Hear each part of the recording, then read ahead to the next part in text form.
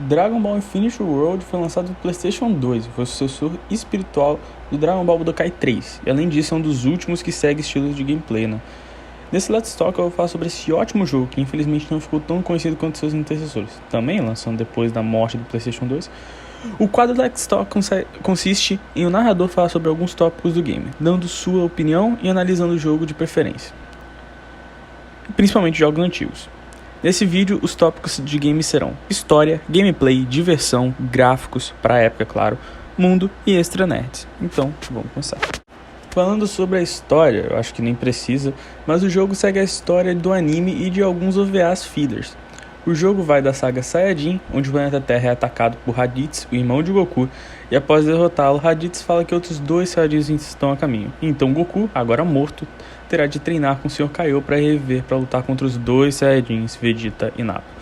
Após completar essa saga, o jogador libera a saga de Namekusei, ou a saga do Freeza. Nessa saga, Goku vai ao planeta de Namekusei e tem problemas com as forças especiais Ginyu, descobre que o real inimigo é Freeza.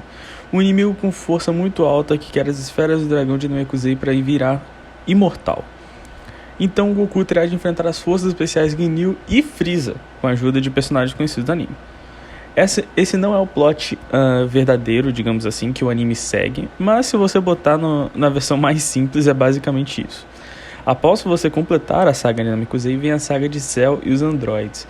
Nessa saga os androides aparecem e causam problemas, então todos tentam derrotá-lo. Inclusive, se não me engano, o Goku fica até doente, né? Fica com uma doença no coração. Inclusive, se você for zerar o jogo pela primeira vez, essa saga vai ser a mais rápida. Mas após todos tentarem derrotá-los, o que falham muitas vezes, Cell aparece e mostra ser o real vilão. Que nojo do Cell do anime. E Cell tem a capacidade de absorver os inimigos, e com isso ele absorve alguns androides. E evolui, como um Pokémon, cara. E agora o inimigo agora é outro. Nossa, eu pensei que isso fosse ficar bom, mas desculpa. Após a saga Cell, temos a saga Majin Buu, em que o temido Majin Buu chega à Terra por causa do maldoso Babidi. Caralho, maldoso, desculpa de novo. Mas além de Majin Buu, também temos o torneio mundial e o Majin Vegeta. Momentos épicos, né? Assistir o torneio mundial com todo mundo na sala é pedir pra aquela avó religiosa reclamar e mandar você desligar, né? Após a saga Majin Buu, temos a saga GT. Nem todo mundo gosta, mas é muito boa ainda assim. Nessa saga, Goku volta a ser criança e parte numa aventura com Pan e Trunks. Essa saga é odiada por falta de história e pelos personagens ficarem muito estranhos, especialmente o Vegeta de bigodinho. Mas agora, algumas coisas como Goku criança Super Saiyajin é bem legal. Então Goku Super Saiyajin 4, Vegeta Super Saiyajin 4 ou Gogeta Super Saiyajin 4 são bem legais. Após o jogador finalizar essa saga, ele abre a saga Outra História, contém vilão de filmes não canônicos, ou seja, fillers. O jogo não possui nada diferente do anime em questão de história. Porém, na primeira jogatina, o jogador poderá apenas controlar o Goku e depois poderá controlar outros personagens pela história do game. Vamos falar do gameplay. Vocês não estão vendo a minha tela, mas o meu roteiro está tão grande para falar do gameplay que eu vou ter que fazer em duas partes. O jogo possui um gameplay de jogos em luta 3D. Os personagens podem socar, chutar, dar golpes fracos, médios e fortes, esquivar para os lados, fazendo com que a câmera mude a perspectiva, que inclusive a câmera é seu maior inimigo nesse jogo, mas eu já falo sobre isso. Defender, dar golpes especiais e golpes ultimates, recarregar o Ki, que é a sua barra de energia.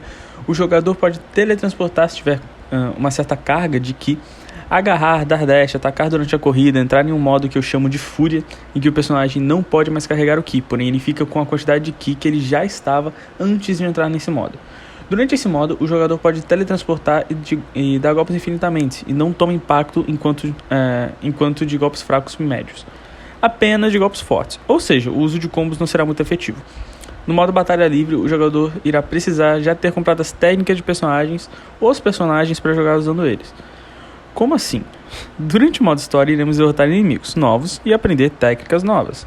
Para liberar personagens e cenários, temos de jogar contra eles no modo história e comprá-los lá na loja logo em seguida, junto com os golpes deles, que assim são liberados no modo Batalha Livre e nas batalhas de modo história que o personagem escolhido participa, assim como transformações dos personagens e cenários. Além disso tudo, o jogo durante o modo história também possui minigames, apertar botões de ordem em alta velocidade, coletar um certo número de portais rapidamente e etc. O jogo, assim como qualquer jogo da franquia Dragon Ball, é bem desbalanceado. Alguns personagens possuem combos que levam a sua vida quase inteira. Inclusive o jogador pode também ter até 7 barras de vida, ou até mesmo golpes que tiram quase uma barrinha inteira de vida. Apenas um golpe, tipo um Kamehameha. Além disso, A máquina durante o modo história rouba demais, defendendo ultimates com 3 perfects e acertando o ultimate com 3 perfects. Para quem não conhece, após acertar um ultimate, o jogador terá de apertar botões na hora certa para ter chance de acertar e causar dano mais alto. O tempo certo é quando uma barra no rodapé da tela está cheia. Às vezes a barra vai rápida demais, às vezes ela vai mais lenta. Esse timing é muito difícil. Mas a máquina nas últimas sagas começa a acertar perfeitamente. A dificuldade do jogo é alta no modo história. E zerar esse jogo na dificuldade mais alta é quase impossível. E requer uma boa preparação e conhecimento de personagem, já que vários personagens são jogáveis no modo história após o primeiro geramento. O jogo possui 45 personagens jogáveis. Aliás, uma pequena dica: quando jogar no modo história, sempre entre na loja para comprar o item Fighter's Body. Esse item fica nas cápsulazinhas verdes. Sempre que o mesmo é atualizado, o item altamente aumenta a sua vida do personagem. Caso você jogue sem ele, o seu personagem terá sempre 3 barras de vida. Faça o mesmo com o item Transform para cada personagem, que dá a oportunidade do personagem ficar se transformando. Ambos os itens ficam nas cápsulazinhas verdes, que você tem que equipar sempre antes da batalha. Agora vamos pro fator diversão. Isso é complicado durante o modo história, que eu ficava bravo jogando, até porque a máquina tinha coragem de tirar todos os meus ultimates e acertar todos os combos. Sem contar o dano da máquina, que sempre era absurdo. Mas durante o modo batalha é muito divertido, e mesmo que desbalanceado, se você jogar com mente aberta, será muito bom. E para quem já jogou Budokai 3 antes desse jogo aqui, que foi o meu caso, vai ser um pouco mais fácil de se acostumar com o jogo. Por favor, não me peçam um Let's Talk do Budokai 3. Zerar aquele jogo com todos os personagens e todos os lugares secretos é um desafio que eu tenho medo. Além disso, se você assistir um anime antes de jogar, o jogo será mais do seu agrado, porque você sempre entra com aquela empolgação de ver o personagem que você sempre gosta ali, e ver ele se transformando é muito legal. Aliás, o desbalanceamento do jogo é tão alto que, se você estiver jogando com um Goku pequeno, por exemplo, contra um Goten, e você se transformar em Super Saiyajin 4, a desvantagem é sua, porque os golpes do Super Saiyajin 4 às vezes são muito altos e não acertam o Goten, porque ele é muito baixo. Vamos para o assunto dos gráficos para a época. O jogo foi lançado em 4 de novembro de 2008 para o PS2, o que é estranho, mas tudo bem. Porém, confesso que me senti um pouco decepcionado. O jogo é bonito, mas sendo um jogo lançado no final da vida do PS2, eu esperava algo bem mais bonito. Até porque, de novo, eu vou citar ele aqui, mas God of War ainda é mais bonito que esse jogo, mesmo sendo lançado antes. Para quem não sabe, God of War foi lançado em 2006, se não me engano. Mesmo com isso, o jogo é bem bonito e vale muito a pena. Vamos falar agora sobre o mundo do jogo. Dragon Ball Infinite World não é um jogo muito aberto, mas o jeito de entrar em lutas e de se andar no mapa é bem interessante. O jogador anda com o Goku literalmente em cima de um mapa, controlando o Goku para entrar nas missões. Nessa hora não tem muito segredo, é só chegar na missão e apertar o botão. Durante o modo história, o jogador pode inclusivamente alternar entre as sagas. Além disso, completar missão lhe concede ienes, a moeda necessária para liberar os jogos, para liberar o personagem, itens, golpes especiais e cenários, que, diga-se de passagem, são muito caros. Vamos para o assunto de Extra Nerds. Nossa, Extra Nerds sendo que o assunto é Dragon Ball. Tô fudido, mas vamos começar. O jogo possui um modo extra, que após você completar todas as missões no modo história, você vai à loja e pode comprar, que é simplesmente lutar contra vários personagens do game. Eu recomendo comprar isso antes de qualquer outra coisa, porque esse modo é ótimo pra ganhar dinheiro. E de se estressar também, porque vai ficar lutando com gente difícil pra cacete. Dragon Ball Infinite World também foi lançado pra PlayStation 2, certo? Foi lançado unicamente pra PlayStation 2, mesmo após o lançamento do PlayStation 3. O jogo foi o último título da franquia Dragon Ball lançado para o sistema.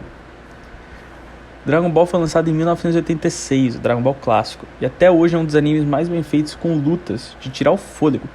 E com certeza você lembra de algumas: Goku contra Vegeta, Goku contra Freeza, Goku contra Cell, Gohan contra Cell e muitas outras. Dragon Ball Infinite World pode ser considerado uma continuação de Budokai 3. Ambos têm o mesmo estilo de game, porém Infinite World possui um conteúdo que é, na minha opinião, mais complicado, pois Budokai 3 ainda é disputado para ser o melhor jogo de Dragon Ball, contra um jogo que eu falo em outro vídeo. Além disso, Infinite World possui sim mais conteúdo, porém, como eu disse, o jogo é mais complicado e requer que o jogador tenha um alto conhecimento dos itens e do sistema de dinheiro do jogo. Infinite World, além disso tudo, não possui um personagem que faz bastante falta. Quer dizer, um personagem não, a saga inteira, pois a saga clássica não é abordada no jogo. Nem mesmo temos o vô Gohan, nem Goku pequeno, o que é um fato bem triste. E quando eu digo Goku pequeno, é o Goku do clássico, não, o GT não conta. O jogo, assim como quase todos os jogos da franquia Dragon Ball, possui uma abertura incrível, a música é sensacional, a animação também é incrível. Sem dúvidas uma das melhores. E só para criar polêmica aqui, a abertura desse game é sim melhor que a do Budokai Tenkaichi 3. O nome do quadro é Let's Talk, então vamos conversar sobre esse jogo ser o único no estilo Budokai, que possui a saga GT completa e inclui todos os vilões necessários da saga, diferente de um tal Budokai 3. Além disso, o jogo possui também uma saga focada apenas nos fillers, com o Broly antes do Super, certo? Que antes do Super o Broly não era canônico, o Janemba, que eu aposto que a maioria não conhece, e até mesmo o Cooler e Metal Cooler, inclusive o Bardock, que inclusive é jogável no jogo. Eu sei que já apresentei alguns pontos, mas vocês aguentam mais um, né? O jogo possui cutscenes bem feitas e o gráfico do jogo na cutscene é bem melhor. Além disso, o jogo vendeu bastante. É claro que um jogo de PS2 não vai ter vendas exatas por causa da pirataria. E também porque ele foi lançado após o PS2 e já tá meio que morto por causa do PlayStation 3. Mas o número de vendas em sua primeira semana só no Japão foi de 76.452, que é uma coisa muito, muito alta. Agora vamos para o último assunto, que é a crítica. O jogo foi duramente criticado. O jogo recebeu críticas bem negativas, pois seu gameplay é quase o mesmo do Budokai 3. Tirando uma coisa ou outra, como o modo Fúria, que no Budokai 3 é um pouco mais equilibrado. O modo história é considerado pior, pela falta de exploração que o Budokai 3 tinha. Além disso, segundo críticos, o único ponto positivo do game é o fato que o mesmo possui um grande número de personagens da saga. Tirando o que esses críticos mal comidos falam, o jogo é incrível, o jogo é ótimo para um fighting game excelente para a época. E é bom até hoje, então deixe os críticos de lado nessa e se divirtam com esse incrível jogo. Inclusive, esse é um dos casos em que a crítica fala mal e os jogadores amam. Esse jogo não é um Budokai Tenkaichi 3 na questão de personagens e de história, até porque a gente nunca teve um jogo no estilo Budokai 3 que teve todo o conteúdo quanto o Budokai Tenkaichi 3. Mas sem dúvidas possui um conteúdo incrível, é ótimo de se jogar com os amigos, bater aquele contra, sem contar que é um jogo bem viciante e eu recomendo muito. Eu não vou ser aquele que vai pedir pra você se inscrever, que vai pedir pra você deixar o like, que vai pedir pra você assinar o cacete. Eu não vou ser aquele que vai pedir pra você se inscrever, que vai pedir pra você deixar o like e vai pedir pra você assinar o sininho. Eu jamais faria isso. Mas se você quiser, você pode fazer tudo isso. Muito obrigado por assistir. O próximo Let's Talk não vai demorar tanto, eu prometo. É isso, valeu, falou.